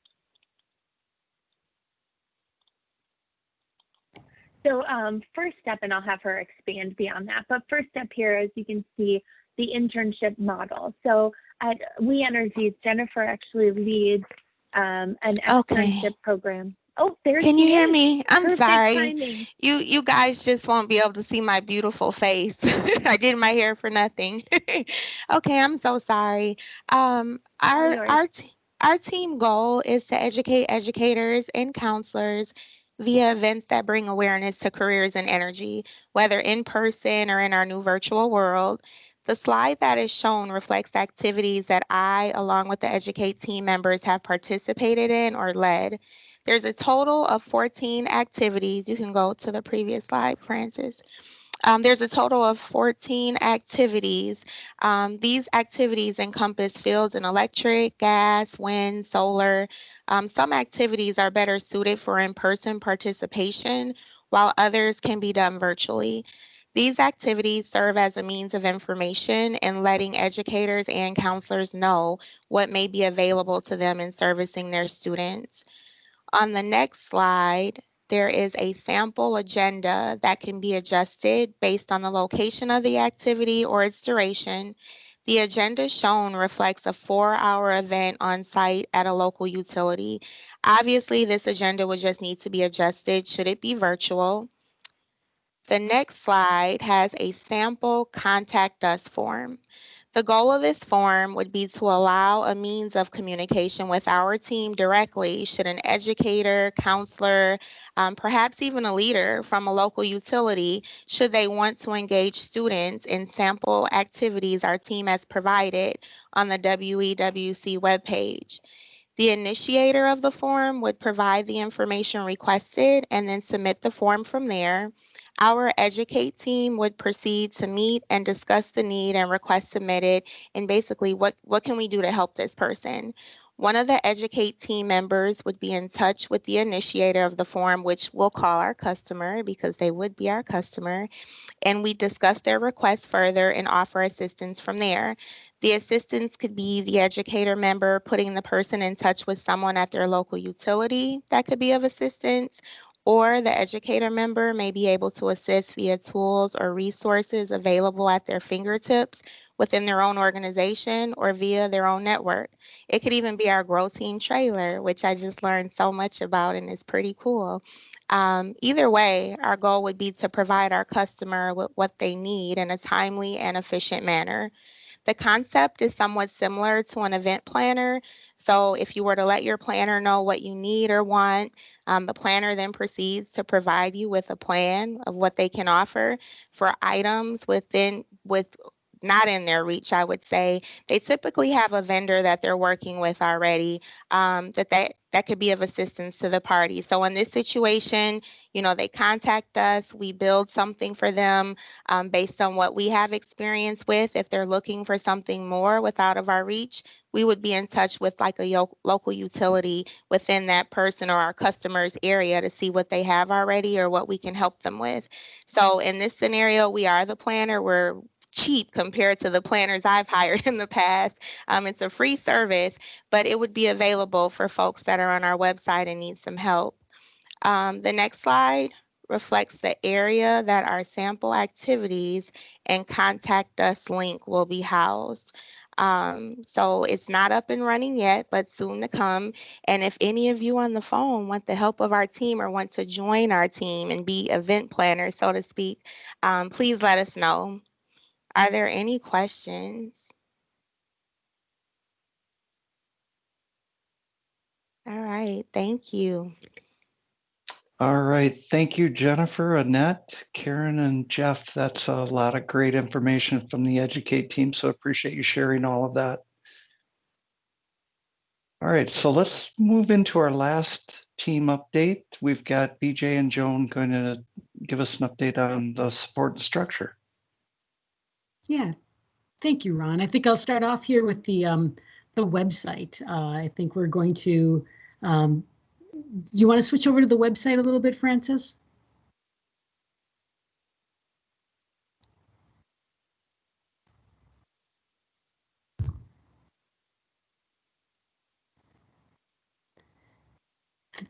Matt had touched upon it a little bit. This industry calendar, that's one area you wanted to touch upon here. This industry calendar is, as Matt alluded to, very sparsely populated.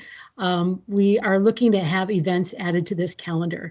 And if you want to go ahead to October, thank you, Francis, you can see the Career and Energy Week.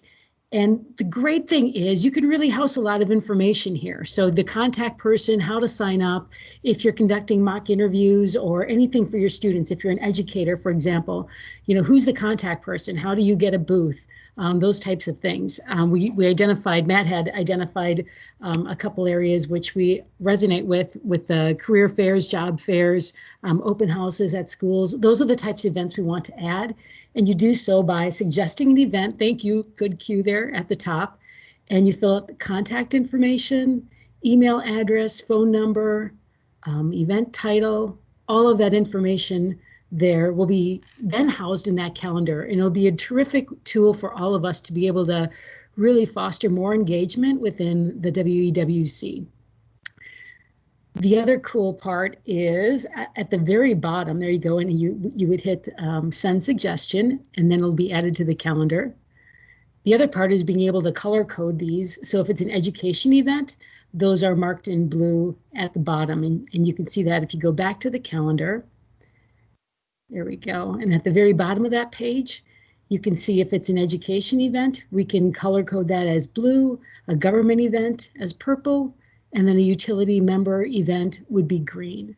So it's an easy glance for all of us to be able to understand what's going on if you have a free day or if you have some free time in the upcoming month, to be able to look at opportunities that might be there that you might want to be able to check in on and visit. And all the details will be housed right there. Any questions on that?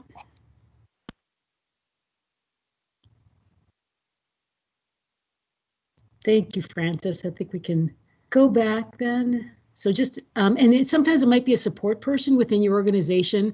We all have a lot of tasks to do. So if there's someone in charge of a website, or, maybe it's just finding the right person in your organization to be able to add this to their list of where to promote these events. I know that, sometimes that admin or a support team might be a good person to be able to do that as well. Thank you, and I'll kick it over to you, BJ, then, I think, with the PowerPoint. Yeah, absolutely. Thanks, Joan, and thanks to all the presenters so far. A lot of what's been presented, you would think that we choreographed a lot of this in the background, and that's absolutely not the case. So I think we owe Francis a lot of thanks for putting this all together. And a lot of what's been presented before me, it's going to transition to what I want to talk about, because what I wanted to focus on primarily was improvements to our website, and to maybe make it look a lot more like CEWD's website. And Becky did a lot of the heavy lifting in her presentation before to show us what's on CEWD's website. And the more I look at it, the more I question whether we really do need to do a lot with our website. We create the link to CEWD's website, and rather than saying, okay, this is, when I grow up as a website, we want it to look like CEWD's, maybe we just use our website as a transition to all the resources and information that's on CEWD's. Now, with that said, Francis has done some improvements to our own website, and some of those improvements are in the Join Us page. You can see on the left-hand side of the screen some of the choices that you get when you come into our website and are interested in joining the WEWC. What I think we might want to improve on is just some of the benefits to being a WEWC member. And we can take a lead from, I think, some of CEWD's pages. They got a lot of good information. And really, if you were to look at CEWD's page, look at the membership, that page, and some of the sub pages from that main page, you're going to see that the benefits of membership for CEWD very much parallel the memberships for being a WEWC member. So what I would encourage is that you please go take a look at some of the information that Becky had presented for CEWD's website. Look through that one, and in particular, also go to the link that shows some of the other consortium members, their own websites. And the ask to this group is, as you do that, decide if there's something on some of those, especially the consortium websites, that we want to see on ours, so that we can add it to ours, or if nothing else, we can add links to ours to get you to the right information. The ultimate goal here is, and I think Becky said it before, is that the websites are designed for new members.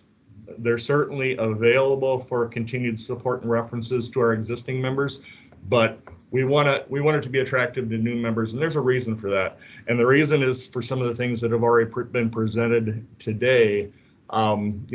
The education trailer, for one thing, that Troy and Miles talked about, or even the scholarships that Matt talked about. I mean, those are the fruits of our labor of, increasing our membership.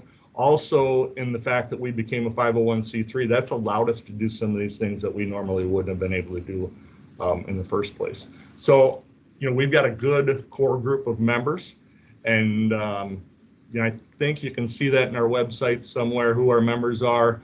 But we want to increase that membership so we can increase the opportunities that we provide, such as the trailer, such as the scholarships that we're coming up with a plan for. So, like I say, I encourage you to go out and look at some of those other websites, be open with your suggestions of how we can change our website. And Francis, I don't know if you want to go through some of the changes, if you wouldn't mind talking about the changes that you had added to the Join Us site, if nothing else. Sure, thanks, BJ. So one of the requests we got over the last few months is that members see something different than interested parties see.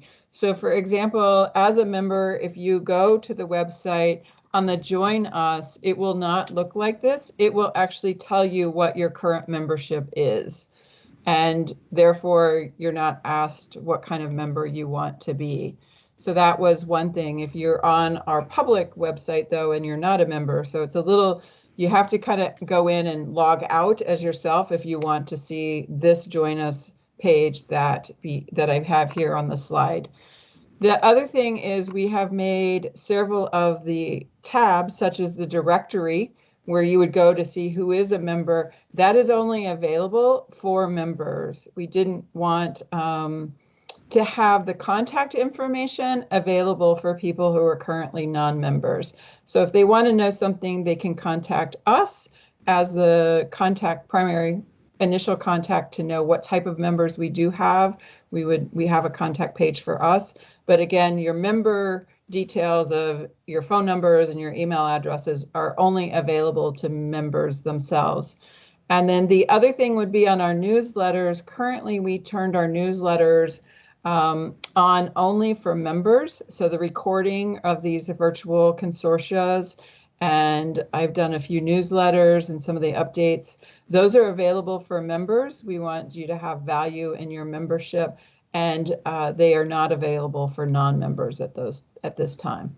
And as we build some of these resources up, I think it'll be an important part of the discussion to make sure some of those resources are available for the public to look at, and some of those resources we may want to have on member-only pages. So definitely something to think about post the conversation today is where would you want, what do you want to be public and what is a members-only type of benefit? Thanks, BJ. You bet. Thanks, Francis. Appreciate it. If you want to advance the slide, we'll talk about the last thing that I wanted to talk about. So we've talked about this before on our own consortia. We want to make sure that diversity in the workforce and in turn diversity in our technical colleges is one of our focuses. In me investigating within my own company, XL Energy, what do we do for diversity? How are we tracking it? What are some of our own initiatives within XL Energy? I reached out to our HR and recruiting group, and I was directed to this.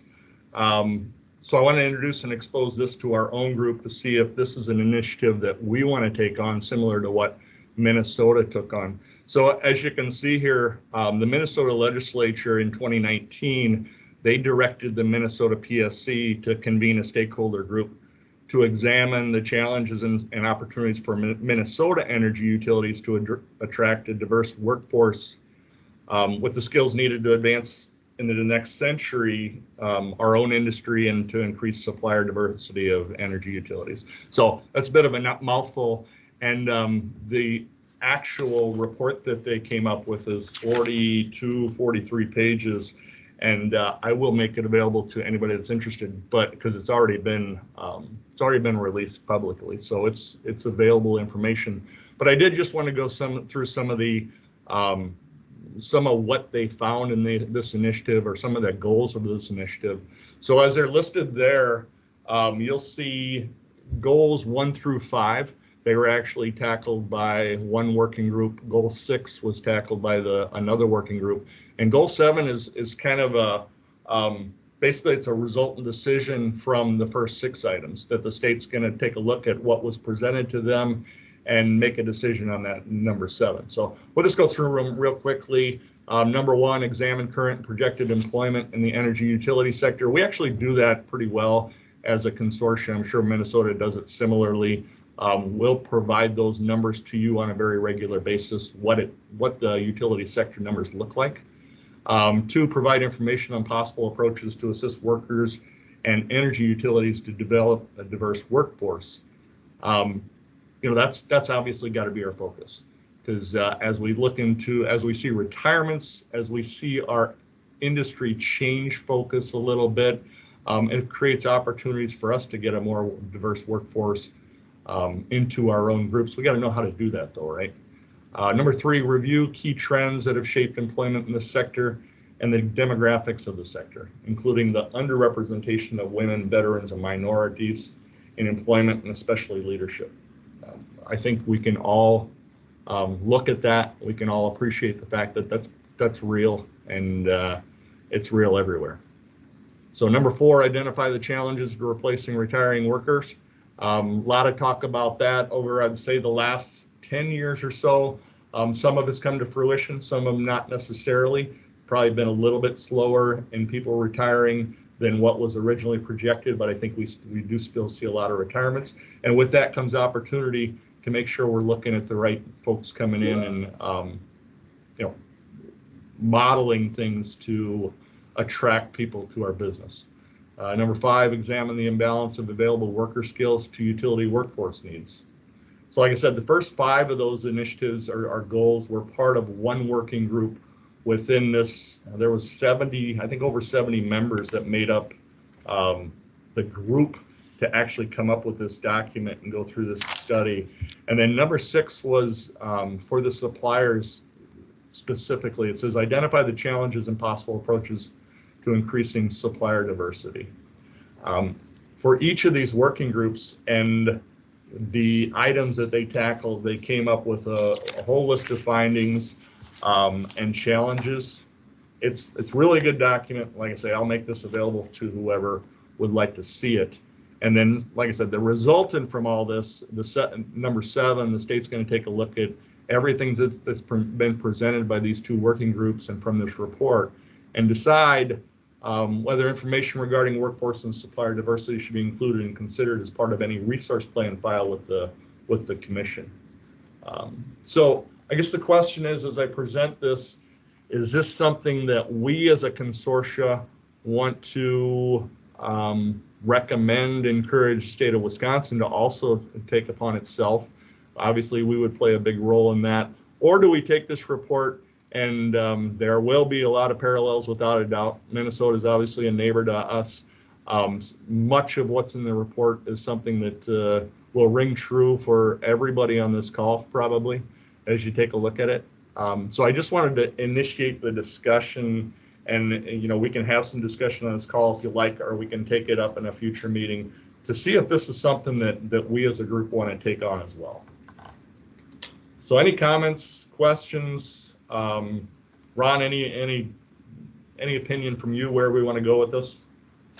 I'd be interested if anyone on the call has any input. Otherwise, we certainly could take it up at our next executive committee meeting. Thoughts from anyone? This is Becky. Just a side note, as you all know, the members know, we do the Gaps in Energy survey every 2 years. Couple things that are happening right now. There's some discussion from some of the leadership of the organization to move that to every 3 years, but in the interim, do smaller pulse surveys. But one of the big items that I can see being expanded and also included in pulse surveys is this whole focus on D&I. So more to come on that. It's at the board level right now. There's a lot of discussion going on, but I think it's some of the, some of the bullet points here listed on this slide are exactly some of the things we're talking about at a CEWD at a national level also from a data gathering perspective. So just a little bit of extra information. And BJ, I'd love to have a copy of that report if you could send it to me, because I think there's some good information that I can share at the CEWD level too. Yeah, and interestingly enough, within the report, CEWD is referenced several times. So I don't know if they actually had somebody be as part of the committee, but they certainly have referenced your resources, and there's a tie-in without a doubt. Great. So I know that a couple of our representatives from Xcel Energy's HR group are on the call still. I see Joy's on. Brooke, I'm not sure if you're on. I don't want to put you on the spot, but if you have any input as to, like I said, I kind of did some investigating as to what we're doing as a company with diversity. We've still got a lot more investigation to do, but Joy or Brooke, did you have any comment on that? Yeah, this is Joy. I just sent a message, but yeah, I think it's something that we could look at. A lot of work's already been done on the Minnesota side, so if we could see what they have and edit if need be for for Wisconsin, for this group. Yeah, absolutely. Thanks, Joy.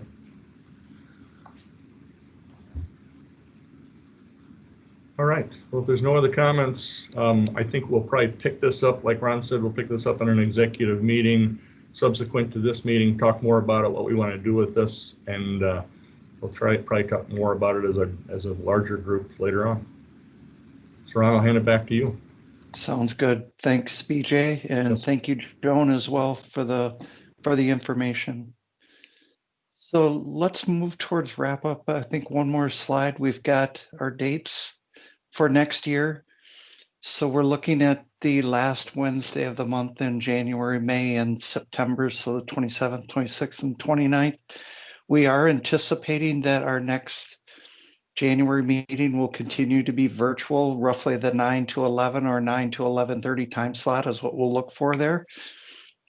And then we'll play it by ear for our May and September meetings and see where we're at in the stage of the pandemic and if we're back to face yet or not.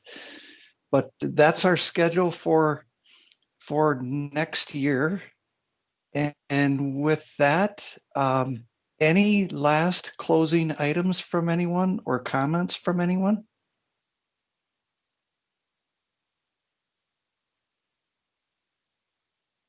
If not, again, congratulations, Vern, on your pending retirement, and appreciate all of your help with the consortium. And with that, we will let everyone go and have a great rest of your day, and we'll talk again soon. Thank you. Thank you.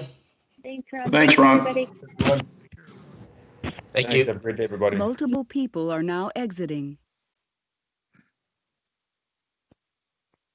Deborah Crabb Is now exiting. Unknown participant is now exiting.